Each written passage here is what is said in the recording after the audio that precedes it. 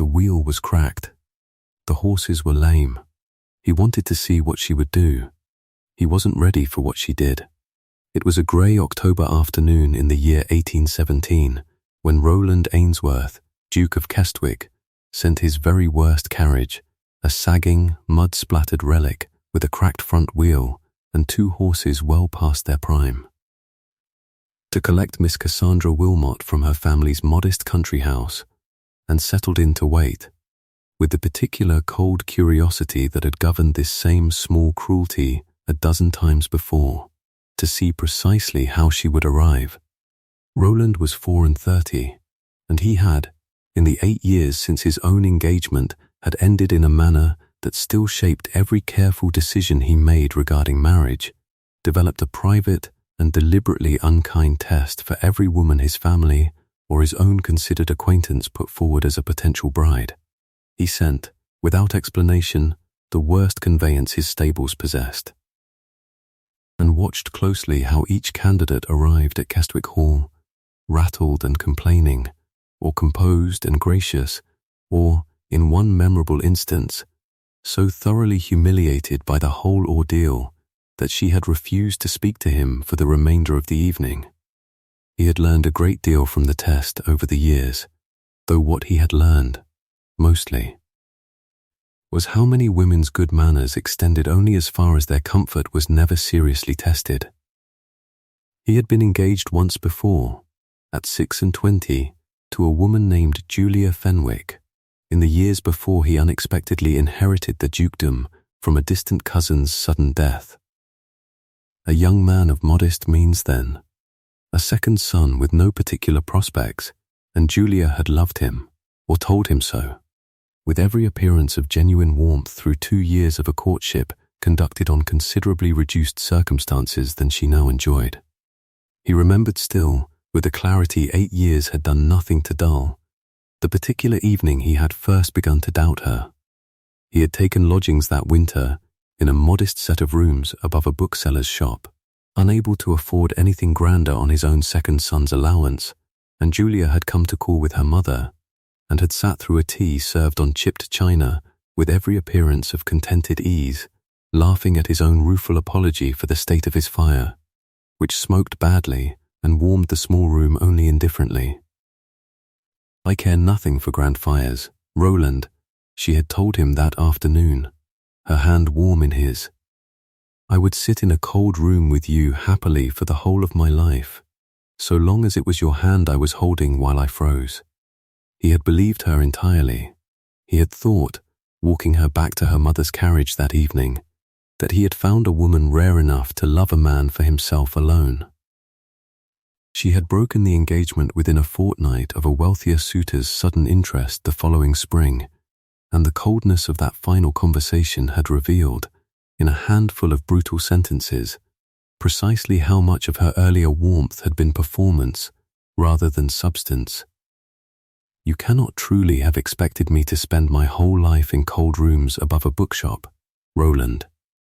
When a man of real means has finally troubled to notice me," she had said, entirely without apology, already gathering her gloves to leave. "I am sorry if I gave you a false impression. I rather think you gave yourself one."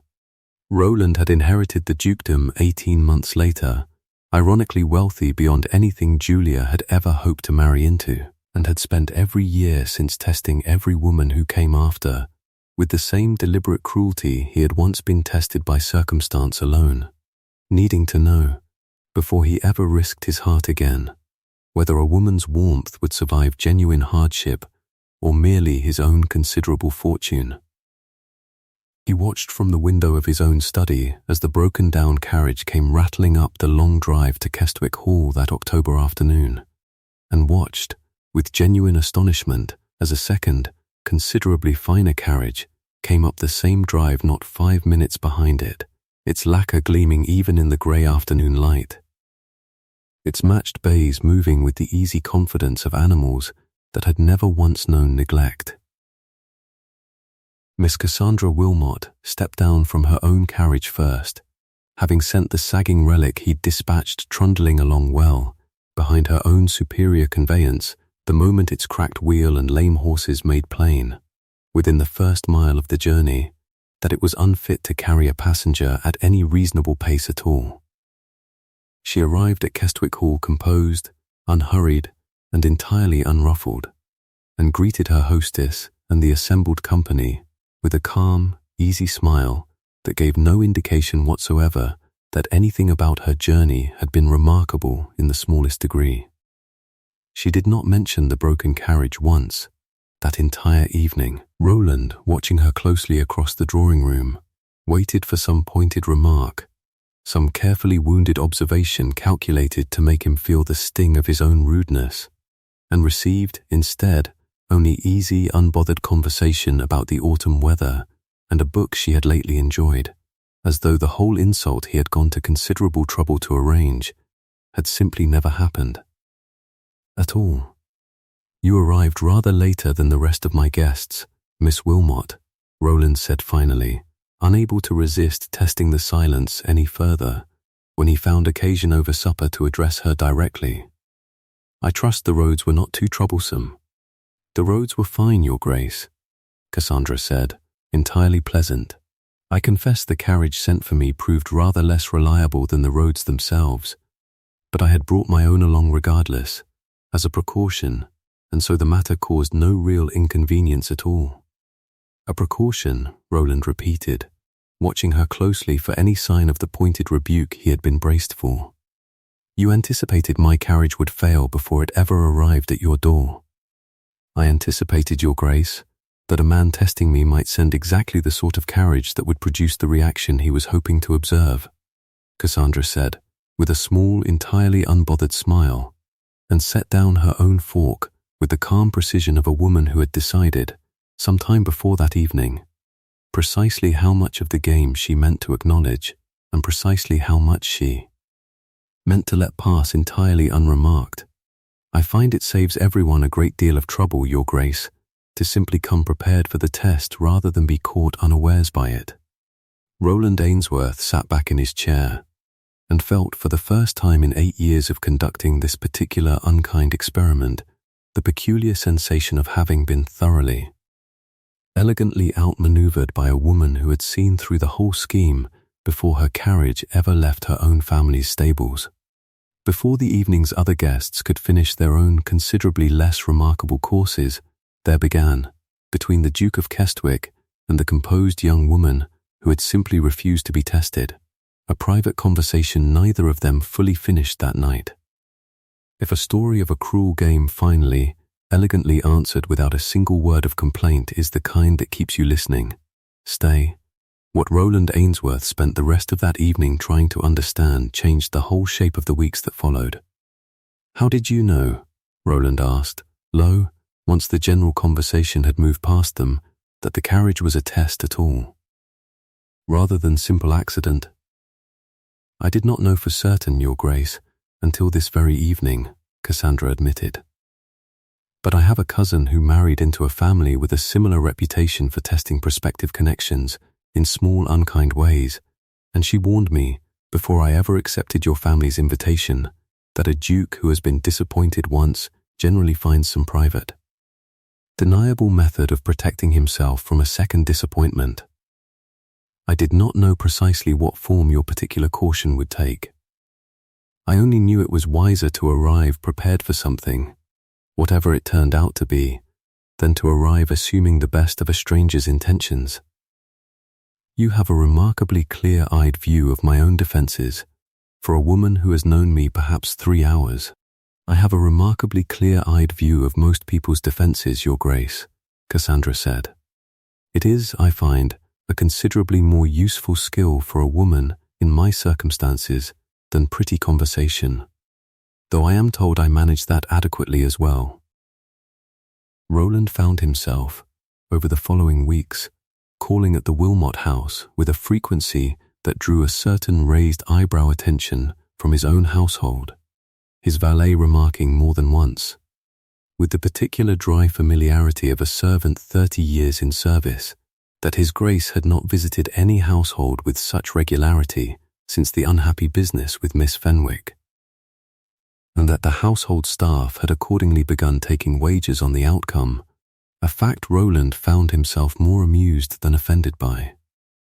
He learned over those careful visits the whole shape of exactly why Cassandra Wilmot had arrived so entirely unbothered by his cruel small test. Her own family, though genuinely comfortable.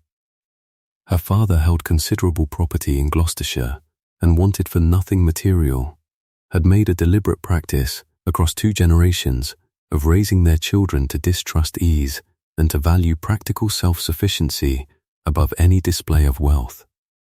A philosophy Cassandra's own grandfather had instilled after watching his own brother's fortune collapse entirely through careless dependence. On servants and circumstance he had never troubled to understand himself. My grandfather used to say that a person who cannot manage without their comforts does not truly own them. The comforts own the person instead, Cassandra told him, one afternoon in her father's modest but well-run library. He made every one of his grandchildren learn to drive a carriage themselves, to manage household accounts, to understand precisely what our own servants' work actually required, long before any of us were permitted to simply enjoy the results of it. I did not bring my own carriage that day to embarrass you, Your Grace. I brought it because I have never once, in 25 years, left my own house for an unfamiliar destination without some plan for what to do if the arrangements failed. That is not merely practicality, Miss Wilmot. That is a philosophy of living I confess I have never once encountered stated so plainly. It is both, Your Grace, Cassandra said. I find the two are rarely as separate as people like to imagine. She showed him, that same afternoon, the small household accounts book she had kept herself since she was 14 years old. Her father having insisted every child in the family learn to balance a ledger before they were permitted to spend a single allowance freely, and Roland found himself turning its pages with a genuine, startled interest, seeing in the careful columns exactly the kind of patient, unglamorous competence he had never once encountered in a woman raised, as most of his own circle's daughters were, to consider household management beneath her notice until a husband's staff simply managed it for her. You keep your own books, Roland said, the way a steward would. I keep my own books the way anyone ought to, who does not wish to be surprised by their own circumstances, Your Grace, Cassandra said. I have watched a great many of my own acquaintance marry into fine households and discover, only after the wedding, that they have no earthly idea what their own husband's fortune truly consists of, or how quickly it can be mismanaged by servants left entirely unsupervised. I do not intend to be one of them, whoever I eventually marry. I begin to think, Roland said, that whoever eventually marries you will be considerably better managed than he perhaps expects to be. I should certainly hope so, Your Grace, Cassandra said, with the same easy, unbothered smile she had first greeted him with. And Roland found himself laughing outright, a sound that came a great deal more easily in her company than it had in anyone else's these past 8 weary years. It was on one such afternoon, some weeks into that careful, deepening acquaintance, that Roland finally told her the whole truth of why he tested every woman who came near him with such deliberate, unkind precision. The 2 years of Julia Fenwick's performed warmth, the sudden cold collapse of the whole engagement the moment a wealthier man appeared.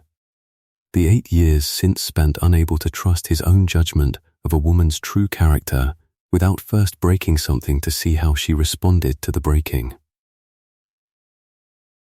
I have made a very poor habit of it, I think, Roland admitted, turning his hat in his hands the way he did when the words came difficult. I have sent broken carriages and shabby accommodations and, on one occasion I am not particularly proud of, a deliberately insulting dinner menu, to a dozen different women over 8 years, and I have learned, mostly, that the test tells me a great deal about who flinches and very little about who might actually make me happy. You are the first person who has ever seen through the whole scheme before it could even properly begin. And I confess I do not entirely know what to do with a woman clever enough to render my own careful defences useless within a single evening. You might simply stop testing people, Your Grace, Cassandra said.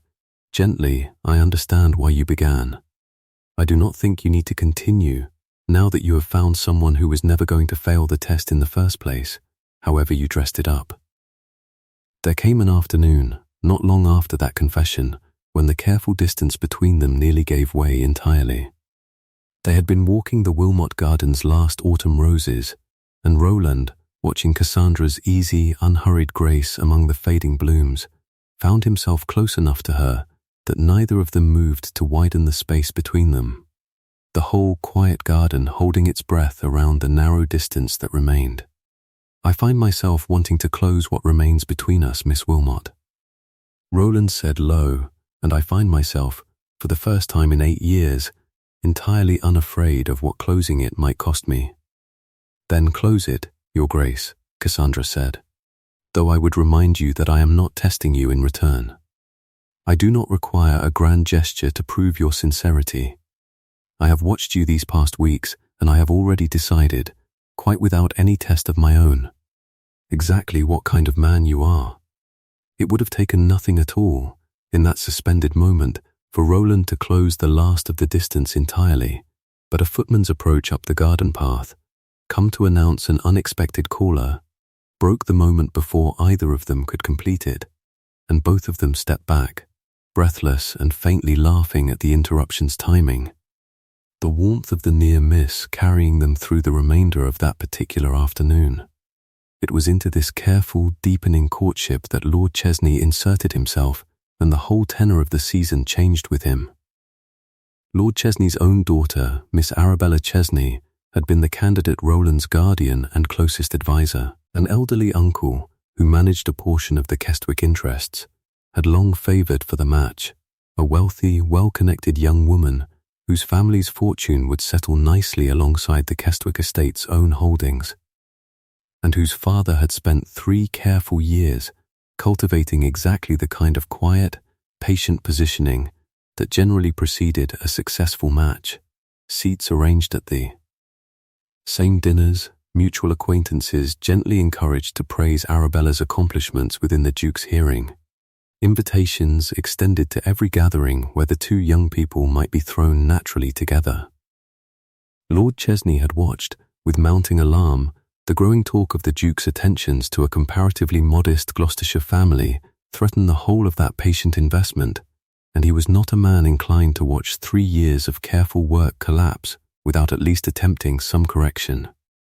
He called first upon Roland's own uncle, the elderly guardian who still managed a portion of the Kestwick interests, and found in that quarter a sympathetic ear, for the old man had genuinely hoped for the Chesney match himself, and viewed Cassandra Wilmot's sudden prominence with the particular suspicion an old-fashioned mind reserves for anything that unsettles a carefully laid plan. Together, over a private dinner neither Roland nor Cassandra was present to overhear, the 2 men agreed that some intervention was warranted, though it was Chesney alone, in the days that followed, who decided precisely what shape that intervention would take. Lord Chesney's first move was subtle enough to be nearly deniable. He mentioned, at a dinner attended by several of the county's most influential families, his considerable surprise that the Duke of Kestwick had been so thoroughly taken in by a young woman whose family's carriage, by his own careful inquiry, had proven rather finer than the modest Gloucestershire property could reasonably be expected to support, a suggestion calculated to plant. Without ever quite stating it outright, the notion that the Wilmot family had borrowed or hired the impressive conveyance specifically to create a false impression on the day of the test, a fraud rather than a genuine reflection of their means. The suggestion found soil to take root in among a few of the season's more envious tongues, precisely because it offered a tidier, more cynical explanation for Cassandra's remarkable composure than the simple truth, and Roland, hearing the whisper traced back within days to Lord Chesney's own dinner table, felt a cold, familiar dread rise in him that the whole pattern of Julia Fenwick's betrayal might somehow be repeating itself in a different shape. He did not, this time, retreat into silent testing.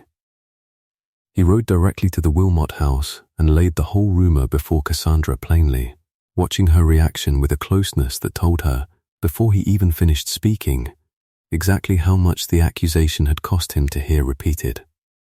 "You believe it," Cassandra said, quiet, understanding at once the shape of his fear even as he tried to deny it. "I do not want to believe it," Roland said, "and I find that admission alone tells me how much you have already changed in me, that I came to ask you directly rather than simply test you again in silence.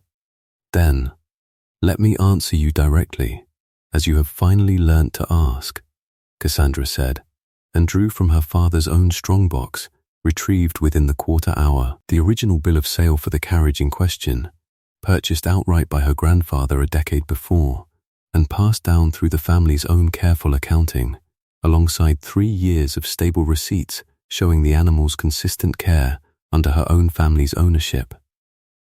"That carriage has been ours a decade, Your Grace. Bought with money my grandfather earned through the exact philosophy of practical self-sufficiency I have already told you about." Lord Chesney did not trouble himself to inquire properly before he spread his story.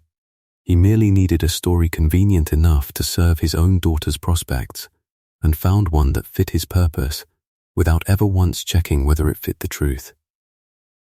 Roland took the documents in hand, and felt the last of his old, hard-earned suspicion finally, entirely dissolve. "I am sorry I came to you with doubt in my voice at all," Roland said. "I promise you it is the last time. I find I have finally learnt the difference between testing a person's character and simply insulting my own judgment by refusing to trust it." He confronted Lord Chesney directly at the very next assembly, before a considerable gathering of the county's principal families, laying the Wilmot carriage's decade-old bill of sale plainly on the refreshment table between them. "I understand you have been telling this county, Chesney, that Miss Wilmot's family borrowed or hired a fine carriage to deceive me," Roland said, his voice carrying easily through the hushed room. "I have here the bill of sale proving the carriage has belonged to her family a full decade, purchased and maintained through their own honest means. I find myself curious what advantage you imagined this fabrication would purchase you, beyond the temporary embarrassment of a woman who has done nothing whatsoever to deserve it." Lord Chesney, cornered before witnesses with the documentary proof laid plainly before him, attempted a stiff, unconvincing denial, claiming the bill of sale might well be forged or the receipts misdated, an accusation that grew visibly weaker with every word as the assembled company's faces shifted from curious interest to open skepticism. Roland's own uncle, present among the gathered guests, and plainly uncomfortable at the turn the evening had taken, cleared his throat and stepped forward with the particular reluctant honesty of a man who has realized, too late, that he backed the wrong scheme. "Chesney, I think you had best let the matter rest," the old man said. "I have seen the documents myself this past hour, and I confess I find them entirely convincing. I am sorry, Roland, for whatever part my own poor judgment played in encouraging this business. I ought to have looked more closely before I lent it my support." It was a small, grudging admission, but it settled the matter decisively in the Assembly's collective opinion, and Lord Chesney, finding no further ground to stand on, left within the quarter hour, his own standing considerably diminished by an evening that had begun as his careful campaign against a rival, and ended as public confirmation of his own dishonesty. Miss Arabella Chesney, mortified by her father's scheme and entirely unaware it had been conducted on her behalf until the whole affair became public, wrote Cassandra a private letter of apology the following week, disavowing any part in her father's manoeuvring and expressing, with evident sincerity, her hope that the two of them might yet be friends, despite the season's unfortunate business. A hope Cassandra, who bore the daughter no ill will for the father's scheming, accepted with the same easy generosity she brought to most of the world's difficulties. It was that same evening, once Lord Chesney's exit had settled the assembly back into its ordinary business, that Roland Ainsworth finally closed the distance the garden's interruption had once left open. I sent broken carriages to 12 women over 8 years, Cassandra, because I was afraid of trusting my own judgment ever again, Roland said, taking her hand in front of the whole watching room. You saw through the test before it could even properly begin, and then you weathered a considerably crueler test from a man with no right to administer one at all. And through the whole of it, you have never once asked me to prove myself the way I once demanded proof from you. I find I have nothing left to test. I only have everything left to offer, if you will have it. My name, my whole poorly guarded heart, and a solemn promise that no carriage I ever send you again will have a single cracked wheel. The kiss she gave him then, in front of the whole assembly, was quiet and certain, and what broke open in Cassandra was the plain astonishment of watching a man finally set down 8 years of careful armor entirely, choosing trust over testing at the one moment it mattered most. They were married the following spring, and Roland had the cracked wheel from that first broken-down carriage removed, cleaned, and mounted in a place of quiet honor in his own study, not as a trophy of the test she had passed, but as a private reminder, kept close for the whole of his life after, of the exact morning he had finally stopped needing to break something in order to see what was true.